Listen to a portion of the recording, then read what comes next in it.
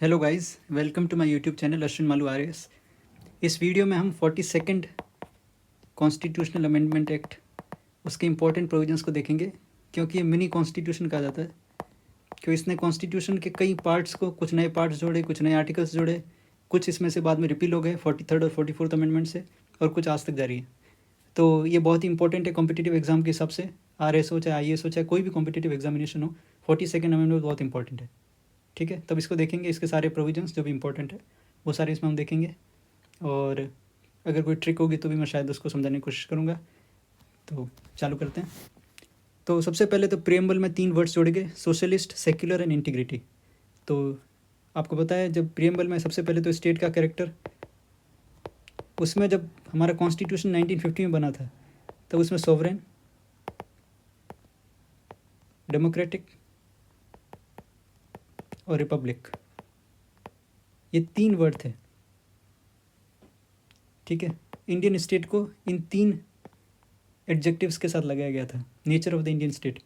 लेकिन 42nd amendment से 2 और जोड़े गए, सोशलिस्ट और सेक्युलर। ठीक है, तो ये भी एक बार IAS प्री में सवाल आ चुका है कि 26 जनवरी 1950 एंड 26 जनवरी 1950 को इंडियन स्टेट का कैरेक्टर कैसा था। तो उसमें आपको ये दोनों हटाने थे, क्योंकि ये 42nd अमेंडमेंट से हैं। तो उसमें answer sovereign, democratic and Republic हो जाएगा। ठीक है, और प्रियम्बल में सबसे पहले आपको पता है कि बेरुबारी यूनियन केस में ये कहा गया कि preamble is not a part of the constitution. तो अगर पार्ट ही नहीं है तो उसको अमेंड ही नहीं कर सकती पार्लियामेंट। लेकिन केशवानंद भारती केस में सुप्रीम कोर्ट ने कहा कि preamble is part of the constitution और उसको पार्लियामेंट अमेंड कर सकती है। और ये 1973 का जजमेंट था, तो 1976 में ही जो 42nd अमेंडमेंट में उसमें भी ये चेंज किया गया। और आज तक एक बार ही चेंज हुआ है प्रियम्बल में, जिसमें 3 वर्ड्स जोड़े गए। तो ये इंपॉर्टेंट है, बहुत बार पूछा जाता है ये। फिर उसके बाद में सबसे पहले ये प्रियम्बल में हमने देखा। फिर उसके बाद में आप देखिए 3 DPSP जोड़ी गई। देखिए एक DPSP की तो लैंग्वेज चेंज की गई, वो था 39F। जो आर्टिकल 39F है उसमें जो चिल्ड्रन है उनके हेल्दी डेवलपमेंट के लिए स्टेट फैसिलिटीज़ प्रोवाइड करवाएगा, इस तरीके का प्रावधान किया गया। मतलब उसमें सिर्फ लैंग्वेज चेंज की है, नया इंसर्ट नहीं किया। नए जो 3 इंसर्ट किए वो ये हैं: equal justice and free legal aid 39A, participation of workers in management of the industries 43A, and protection of the environment, forests and wild life 48A। तो ये 3 DPSP जोड़ी गई और एक DPSP की लैंग्वेज चेंज की गई। फिर उसके बाद में एक पूरा चैप्टर जोड़ा गया सरदार स्वर्ण सिंह कमेटी की रिकमेंडेशन पे फंडामेंटल ड्यूटीज़ का। ठीक है, पार्ट 4 थे, जिसमें एक आर्टिकल जोड़ा गया 51A, और इस एक आर्टिकल से 10 फंडामेंटल ड्यूटीज़ जो वो जोड़ी गई, और एक फिर जोड़ी गई 86th अमेंडमेंट से। तो अभी हमारे 11 फंडामेंटल ड्यूटीज़ हैं, जिसमें से 10 तो 42nd से ही जोड़ दी गई थी आर्टिकल 51 ने जोड़ के, और एक जोड़ी गई थी 86th अमेंडमेंट से। ठीक है,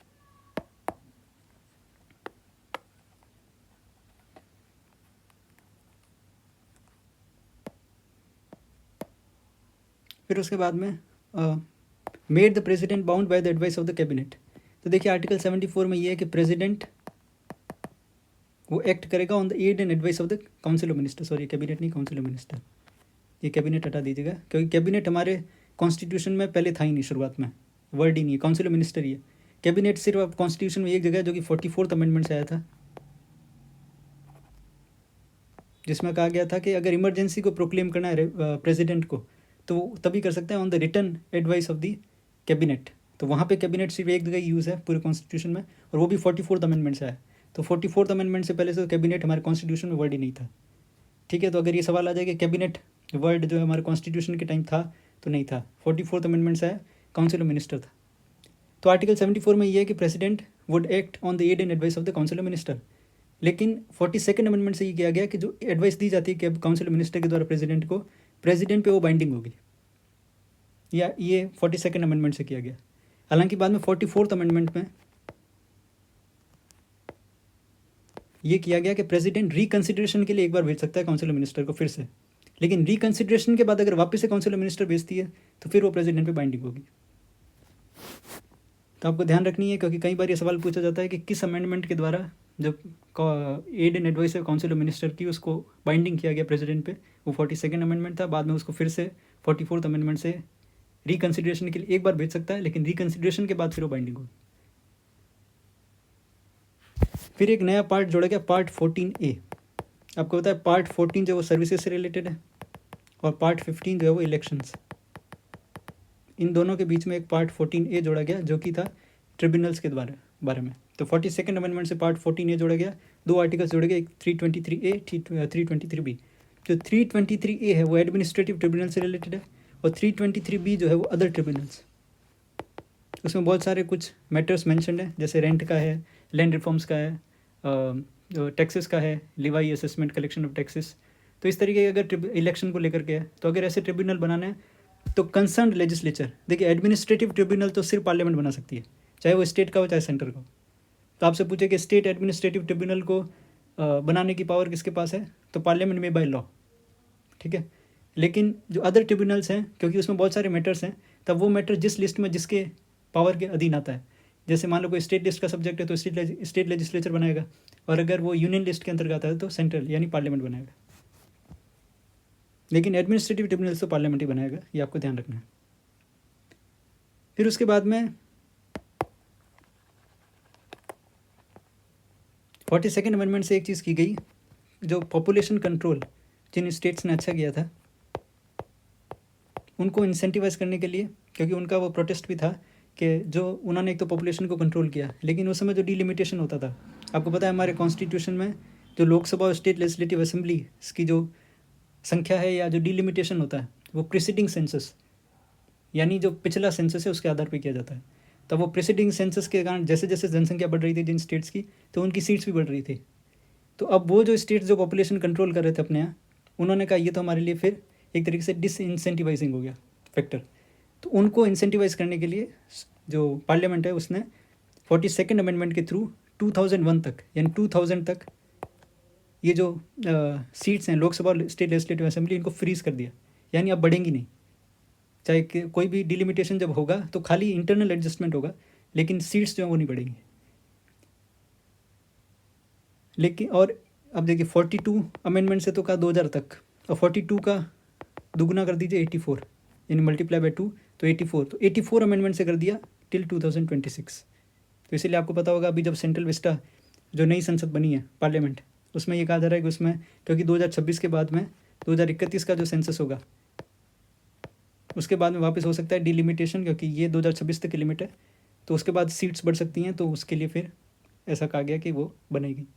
पर खैर, तो आपको ध्यान रखना है 84th अमेंडमेंट से टिल 2026 तक इसको फ्रीज कर दिया गया। फिर आपको पता है केशवानंद भारती केस हुआ था 1973 में, जिसमें सुप्रीम कोर्ट ने कह दिया कि judicial review is the part of the basic structure of the constitution, ठीक है। तो कॉन्स्टिट्यूशनल अमेंडमेंट का भी अगर वो बेसिक स्ट्रक्चर को वायलेट करता है तो जुडिशियल रिव्यू कर सकती है, और even judicial review is part of basic structure, तो जुडिशियल रिव्यू को भी नहीं ले सकती वापस। लेकिन जो पार्लियामेंट ने उसने अमेंडमेंट करके 368(4) 368(5) जोड़ा। अब 368 क्या है, जो पार्लियामेंट को अमेंडमेंट की पावर देता है कॉन्स्टिट्यूशन के। तो 368(4) और 368(5) जोड़ के पार्लियामेंट ने ये कहा कि जो कॉन्स्टिट्यूशनल अमेंडमेंट है वो बियॉन्ड जुडिशियल स्क्रूटिनी, यानी जो अमेंडमेंट एक बार कर दिया पार्लियामेंट ने उसको जुडिशरी स्क्रूटिनाइज नहीं कर सकती, ठीक है। तो जुडिशियल रिव्यू की पावर एक तरीके से लेने की कोशिश की। अब इसके बाद में और भी पावर ऑफ जुडिशियल रिव्यू को कर्टल करने की कोशिश की गई। कैसे, देखिए हमारे यहाँ हाई कोर्ट जो सुप्रीम कोर्ट है उनके पास जुडिशियल रिव्यू की पावर है, वो दोनों स्टेट और सेंट्रल लॉ दोनों की कॉन्स्टिट्यूशनल वैलिडिटी को चेक कर सकते हैं। लेकिन इस अमेंडमेंट के थ्रू ये किया गया, 32A में ये प्रावधान किया गया कि जो सुप्रीम कोर्ट है वो स्टेट लॉ की कॉन्स्टिट्यूशनल वैलिडिटी को चेक नहीं कर सकता। और उसी तरीके से 226A में ये प्रावधान किया कि हाई कोर्ट सेंट्रल लॉ की कॉन्स्टिट्यूशनल वैलिडिटी को चेक नहीं कर सकता। यानी अब सुप्रीम कोर्ट ही सिर्फ सेंट्रल लॉ की कॉन्स्टिट्यूशनल वैलिडिटी को चेक करेगा और हाई कोर्ट ही स्टेट लॉ की कॉन्स्टिट्यूशनल वैलिडिटी को चेक करेगा, ठीक है। और 131A और 228 में ये कहा गया कि जब सुप्रीम कोर्ट सेंट्रल लॉ की कॉन्स्टिट्यूशनल वैलिडिटी को चेक करेगा तो मिनिमम 7 जजेस बेंच पे होने चाहिए, और उन 7 जजेस में 2/3 मेजोरिटी से फैसला होगा, ठीक है। मिनिमम 7 जजेस होने चाहिए और 2/3 मेजोरिटी से फैसला होना चाहिए। और हाई कोर्ट में अगर 5 जजेस हैं, कहीं 5 जजेस से कम है, तो टोटल जितने जजेस हैं यानी 4 जजेस हैं तो चारों के चारों को, मतलब चारों की चारों चाहिए सहमति उसको इनवैलिड ठहराने के लिए। लेकिन अगर 5 से ज़्यादा हैं तो 2/3 मेजोरिटी। तो इतना स्ट्रिंजेंट कर दिया गया कि कॉन्स्टिट्यूशनल वैलिडिटी को अगर इनवैलिड घोषित करना है किसी स्टेट और सेंट्रल लॉ को, तो पहली बात तो सुप्रीम कोर्ट से पावर ले लेगी स्टेट लॉ को कॉन्स्टिट्यूशनल इनवैलिड घोषित करने की, और इवन सेंट्रल लॉ को अगर वो करेगा तो भी 2/3 मेजोरिटी से। वैसे ही हाई कोर्ट के लिए कर दिया गया। लेकिन इन सारे प्रावधानों को जब इमरजेंसी खत्म हुई और जनता पार्टी की गवर्नमेंट आई तो उन्होंने 43rd अमेंडमेंट से इन चारों प्रावधानों को, चारों प्रोविजंस को रिपील कर दिया। तो अब हाई कोर्ट और सुप्रीम कोर्ट दोनों के पास स्टेट और सेंट्रल लॉ दोनों को इनवैलिड करने की पावर है। और अब कॉन्स्टिट्यूशनल जो बेंच बैठती है वो 5 जजेस की होती है मिनिमम। अब raise the tenure of Lok Sabha in state legislative assembly from 5 to 6 years. ठीक है, तो 83 आर्टिकल में लोकसभा की और 172 में स्टेट लेजिस्लेटिव असेंबली की जो टेन्योर है वो 5 ईयर्स दिया गया, उसको बढ़ा के 6 साल किया गया इस अमेंडमेंट के थ्रू, और वापस 44th अमेंडमेंट से इसको वापस 5 ईयर कर दिया गया।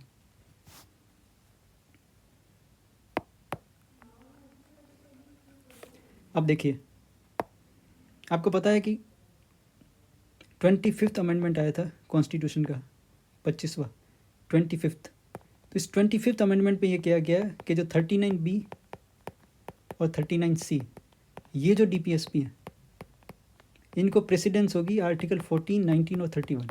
यानी इन DPSP को लागू करने के लिए अगर कोई लॉ बनाती है सरकार या पार्लियामेंट या स्टेट लेजिस्लेचर तो उनको पार्लियामेंट तो 14, 19 और 31 यानी, तो इस आधार पे उनको इनवैलिड नहीं ठहराया जा सकता कि वो इन आर्टिकल्स यानी फंडामेंटल राइट्स के खिलाफ है। 14, 19 और 31। 31 को हालांकि 41 से हटा दिया गया, 44 से हटा दिया गया राइट टू प्रॉपर्टी को, तो 14, 19 और 31 को। लेकिन अब ये तो 25th अमेंडमेंट से किया गया। 42nd में ये किया गया कि अब सारे DPSP को, 25th में तो ये था कि 39B और 39C वाले DPSP को, लेकिन 42nd में ये किया गया कि सारे DPSP को प्रेसिडेंस होगी आर्टिकल 14, 19 और 31 पे। हालांकि फिर इसको मिनर्वा मिल्स केस में सुप्रीम कोर्ट ने इनवैलिड ठहरा दिया था।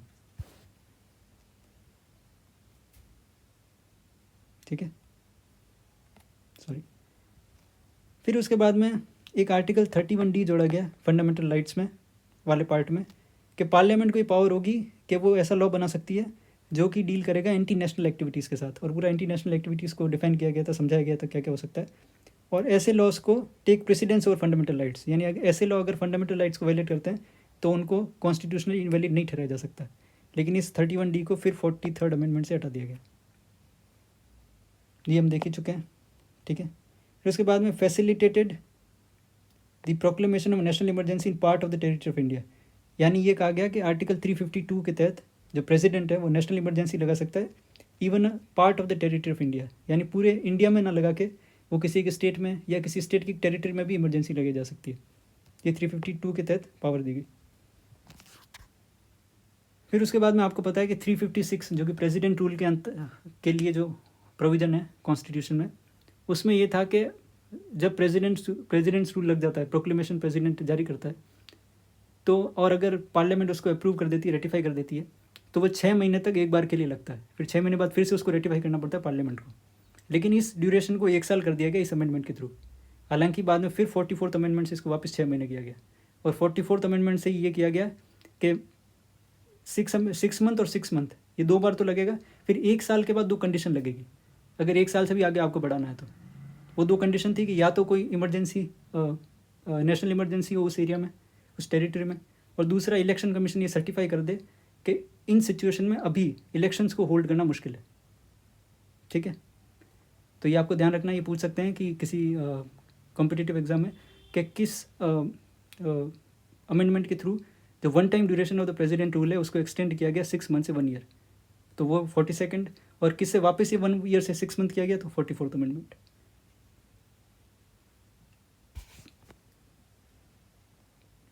फिर एक आर्टिकल जोड़ा गया 257A। इस आर्टिकल के तहत जो सेंटर है उसको एम्पावर किया गया to deploy its armed forces in any state to deal with the grave situation of law and order. तो किसी भी grave situation law and order की उसको डील करने के लिए सेंटर जो है वो आर्म्ड फोर्सेज को डिप्लॉय कर सकता है किसी स्टेट में।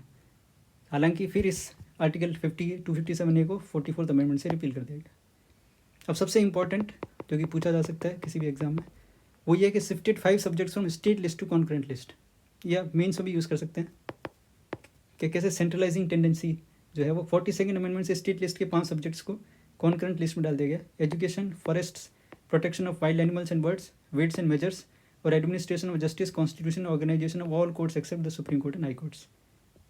फिर उसके बाद में जो आपको पता है पार्लियामेंट और स्टेट लेजिस्लेचर में 1/10 कि कोरम की रिक्वायरमेंट है, ठीक है, कम से कम इतने मेंबर्स होने चाहिए किसी पार्लियामेंट या स्टेट लेजिस्लेचर के हाउस की प्रोसीडिंग्स को चालू रखने के लिए। इस रिक्वायरमेंट को दूर किया गया, हालांकि फिर वापस इसको रिस्टोर कर दिया गया। Empower the parliament to decide from time to time the rights and privileges of its members and committees, article 105। और एक नई ऑल इंडिया जुडिशियल सर्विस बनाएगी आर्टिकल 312 के तहत। आपको पता है आर्टिकल 312 के तहत राज्यसभा 2/3 मेजोरिटी से, यानी स्पेशल मेजोरिटी से अगर रेजोल्यूशन पास करती है तब एक ऑल इंडिया जुडिशियल सर्विस बन सकती है या कोई ऑल इंडिया सर्विस बन सकती है। तो उस समय अभी हमारे पास 3 ऑल इंडिया सर्विस हैं, एक तो इंडियन एडमिनिस्ट्रेटिव सर्विस IAS, एक इंडियन पुलिस सर्विस IPS और एक इंडियन फॉरेस्ट सर्विस। जब कॉन्स्टिट्यूशन के टाइम तो ये 2 ही थी, फिर उसके बाद में फॉरेस्ट सर्विस को बाद में शायद 1966 में बनाया गया, और फिर 1976 में कॉन्स्टिट्यूशन में तो प्रावधान कर दिया गया, यानी राज्यसभा ने तो 2/3 मेजोरिटी से पास कर दिया इसको, लेकिन इसको अभी तक बनाया नहीं गया है, ठीक है। फिर उसके बाद में जो लास्ट प्रोविज़न है कि shorten the procedure for disciplinary action. आपको पता है आर्टिकल 311 के तहत प्रोटेक्शन दी गई हमारे सिविल सर्वेंट्स को, तो इस प्रोसीजर को, डिसिप्लिनरी एक्शन के प्रोसीजर को थोड़ा सा छोटा किया गया। कैसे? By taking away the right of a civil servant to make representation at the second stage after the inquiry. यानी इंक्वायरी के बाद जो सेकंड स्टेज पे जो रिप्रेजेंटेशन का जो उसका राइट होता है सिविल सर्वेंट का, उसको ले लिया गया ताकि जो डिसिप्लिनरी एक्शन का जो टाइम है वो बचे, कम हो।